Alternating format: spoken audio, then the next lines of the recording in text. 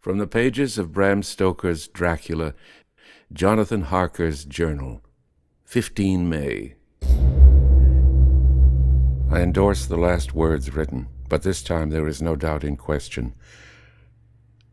I shall not fear to sleep in any place where he is not. I have placed the crucifix over the head of my bed. I imagine that my rest is thus freer from dreams, and there it shall remain. When he left me, I went to my room. After a little while, not hearing any sound, I came out and went up the stone stair to where I could look out towards the south. There was some sense of freedom in the vast expanse, inaccessible though it was to me, as compared with the narrow darkness of the courtyard. Looking out on this, I felt that I was indeed in prison, and I seemed to want a breath of fresh air, though it were of the night. I'm beginning to feel this nocturnal existence tell on me. It is destroying my nerve. I start at my own shadow and am full of all sorts of horrible imaginings. God knows that there is ground for my terrible fear in this accursed place.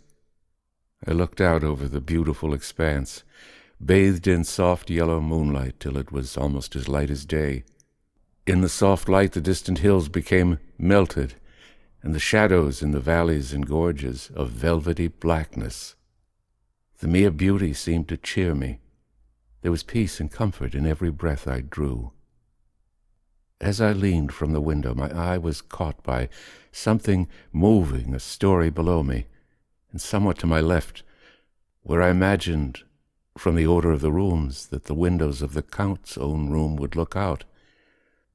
The window at which I stood was tall and deep, stone-mullioned, and though weather-worn, was still complete, but it was evidently many a day since the case had been there. I drew back behind the stonework and looked carefully out. What I saw was the Count's head coming out from the window. I did not see the face, but I knew the man by the neck and the movement of his back and arms. In any case, I could not mistake the hands which I had had so many opportunities of studying. I was at first interested and somewhat amused, for it is wonderful how small a matter will interest and amuse a man when he is a prisoner. But my very feelings changed to repulsion and terror when I saw the whole man slowly emerge from the window and begin to crawl down the castle wall over that dreadful abyss, face down, with his cloak spreading out around him like great wings. At first I could not believe my eyes. I thought it was some trick of the moonlight, some weird effect of shadow, but I kept looking, and it could be no delusion. I saw the fingers and toes grasp the corners of the stones, worn clear of the mortar by the stress of years, and by thus using every projection and inequality move downwards with considerable speed, just as a lizard moves along a wall. What manner of man is this? Or what manner of creature is it in the semblance of man? I feel the dread of this horrible place overpowering me. I am in fear, in awful fear, and there is no escape for me. I am encompassed about with terrors I dare not think of. 15 May. Once more I have seen the Count go out in his lizard fashion. He moved downwards in a sidelong way, some 100 feet down, and a good deal to the left. He vanished into some hole or window. When his head had disappeared, I leaned out to try and see more, but without avail. The distance was too great to allow a proper angle of sight. I knew he had left the castle now, and thought to use the opportunity to explore more than I had dared to do as yet. I went back to the room, and taking a lamp, tried all the doors. They were all locked, as I had expected, and the locks were comparatively new. But I went down the stone stairs to the hall where I had entered originally. I found I could pull back the bolts easily enough and unhook the great chains, but the door was locked, and the key was gone. That key must be in the Count's room. I must watch should his door be unlocked, so that I may get it and escape. I went on to make a thorough examination of the various stairs and passages, and to try the doors that opened from them. 1 or 2 small rooms near the hall were open, but there was nothing to see in them except old furniture, dusty with age and moth-eaten.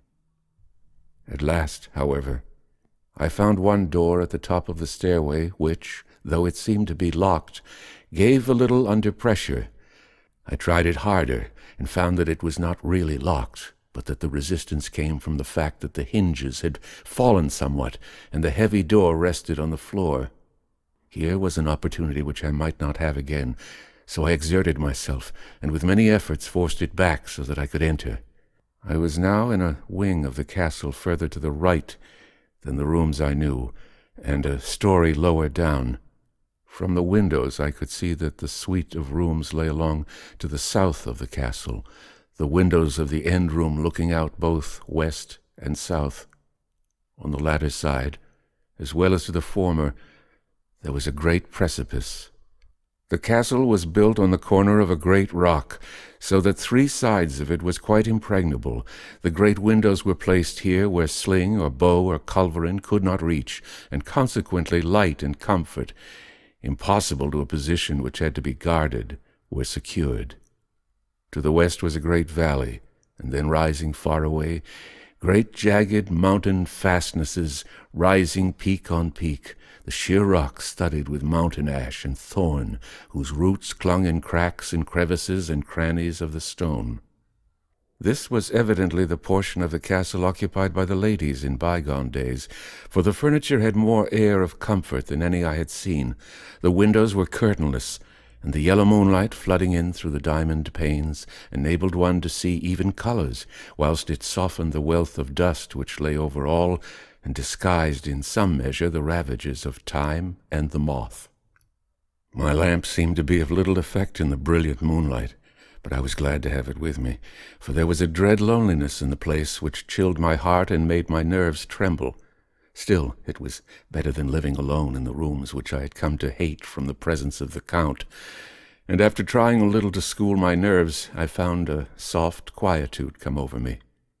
Here I am, sitting at a little oak table, where in old times possibly some fair lady sat to pen, with much thought and many blushes, her ill-spelt love letter, and writing in my diary in shorthand all that has happened since I closed it last.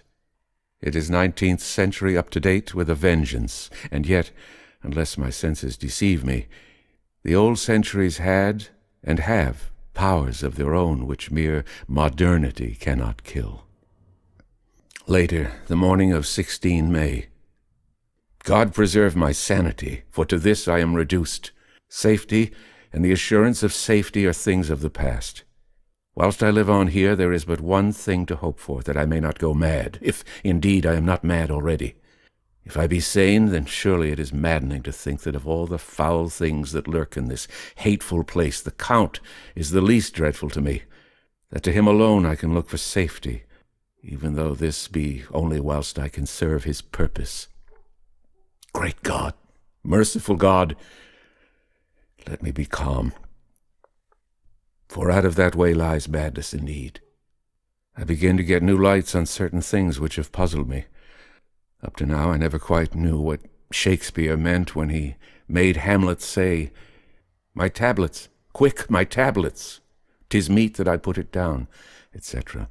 For now, feeling as though my own brain were unhinged, or as if the shock had come which must end in its undoing, I turn to my diary for repose. The habit of entering accurately must help soothe me. The Count's mysterious warning frightened me at the time. It frightens me more now when I think of it, for in future he has a fearful hold upon me. I shall fear to doubt what he may say. When I had written in my diary and had fortunately replaced the book and pen in my pocket, I felt sleepy. The Count's warning came into my mind, but I took a pleasure in disobeying it. The sense of sleep was upon me, and with it the obstinacy which sleep brings as outrider. The soft moonlight soothed, and the wide expanse without gave a sense of freedom which refreshed me. I determined not to return tonight to the gloom-haunted rooms, but to sleep here, where, of old, ladies had sat and sung, and lived sweet lives whilst their gentle breasts were sad for their menfolk away in the midst of remorseless wars. I drew a great couch out of its place near the corner, so that, as I lay, I could look at the lovely view to east and south, and unthinking of and uncaring for the dust, composed myself for sleep. I suppose I must have fallen asleep. I hope so. But I fear, for all that followed was startlingly real, so real that now, sitting here in the broad, full sunlight of the morning, I cannot in the least believe that it was all sleep. I was not alone. The room was the same, unchanged in any way since I came into it. I could see along the floor, in the brilliant moonlight, my own footsteps marked where I had disturbed the long accumulation of dust. In the moonlight opposite me were 3 young women, ladies by their dress and manner.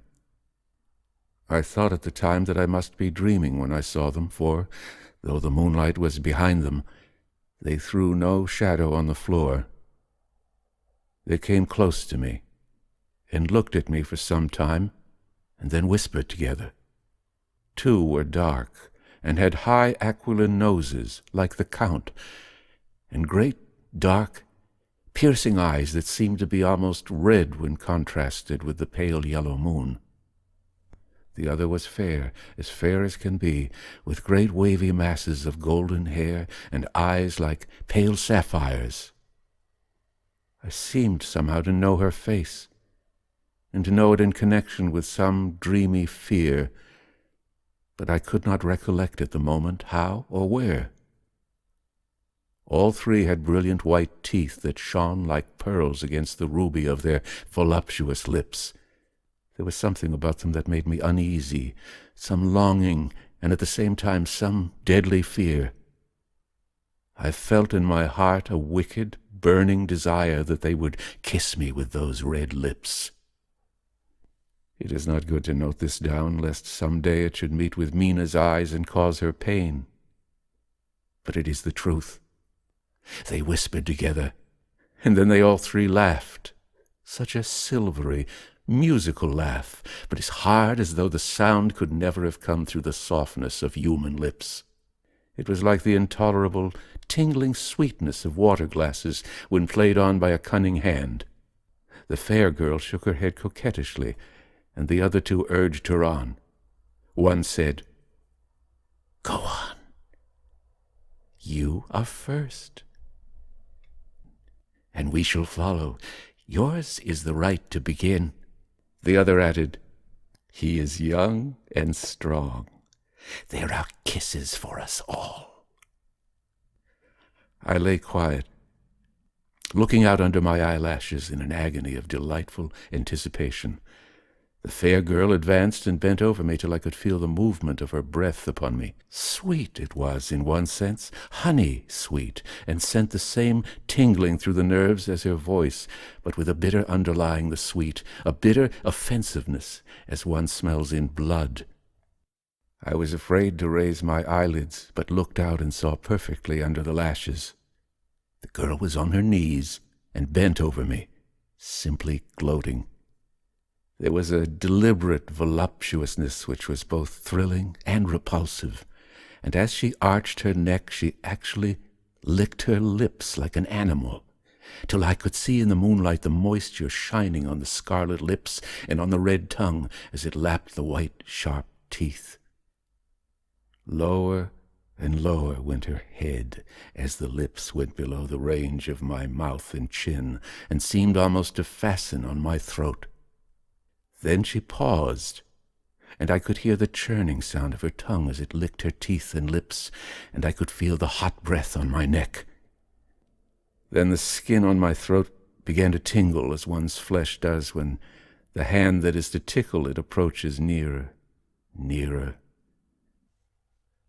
I could feel the soft, shivering touch of the lips on the supersensitive skin of my throat, and the hard dents of 2 sharp teeth just touching and pausing there.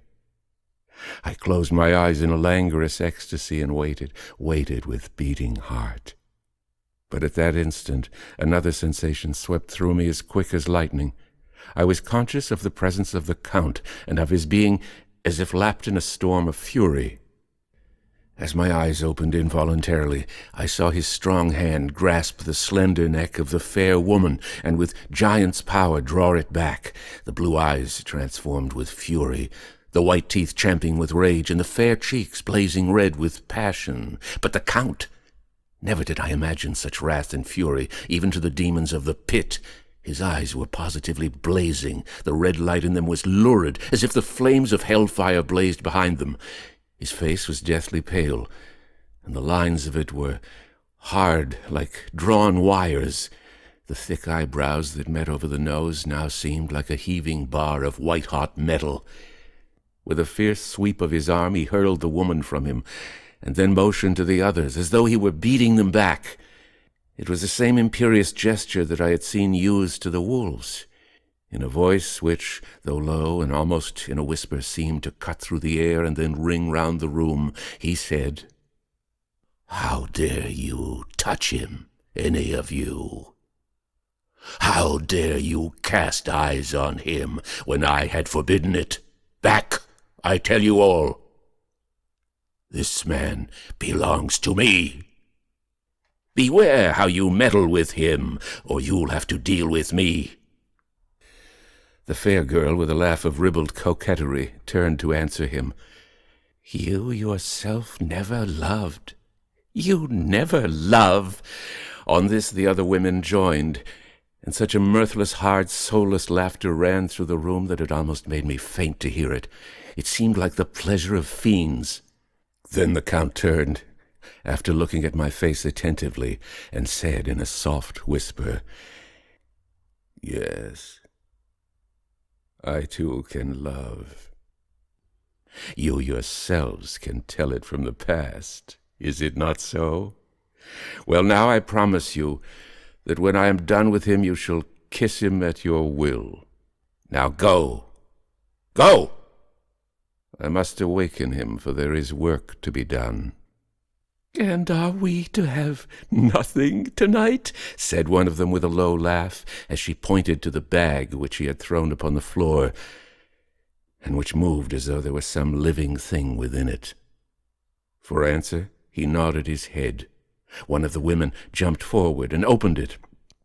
If my ears did not deceive me, there was a gasp and a low wail, as of a half-smothered child. The women closed round, whilst I was aghast with horror. But as I looked, they disappeared, and with them the dreadful bag.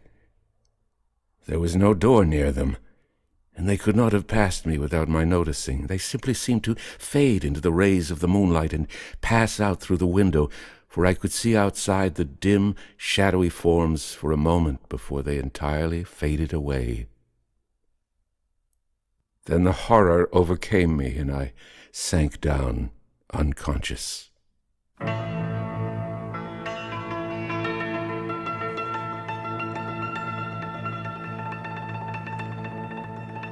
From the pages of Bram Stoker's Dracula, Jonathan Harker's journal, 15 May. Edward E. French speaking.